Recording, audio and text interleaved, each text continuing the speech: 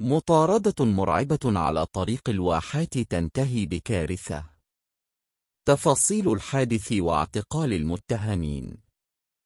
في مشهد صادم هز مواقع التواصل الاجتماعي، وفق مقطع فيديو مطاردة مرعبة لفتيات على طريق الواحات بمدينة أكتوبر، انتهت بحادث مروع وإصابات خطيرة.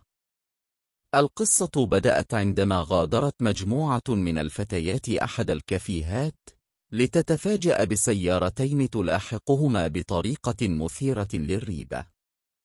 خوفا من الخطر، حاولت قائدة السيارة الهروب، لكنها فقدت السيطرة واصطدمت بسيارة نقل متوقفة على جانب الطريق.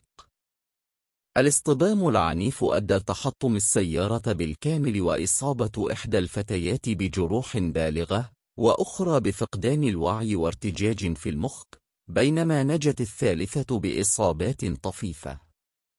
قوات الأمن تحركت بسرعة، وبفضل فحص كاميرات المراقبة وتتبع خط السير، تم تحديد هوية المتهمين وضبطهم، وجاري اتخاذ الإجراءات القانونية بحقهم. حادث يعكس خطورة الممارسات المتهورة على الطرق، وضرورة التدخل السريع لحماية الأرواح.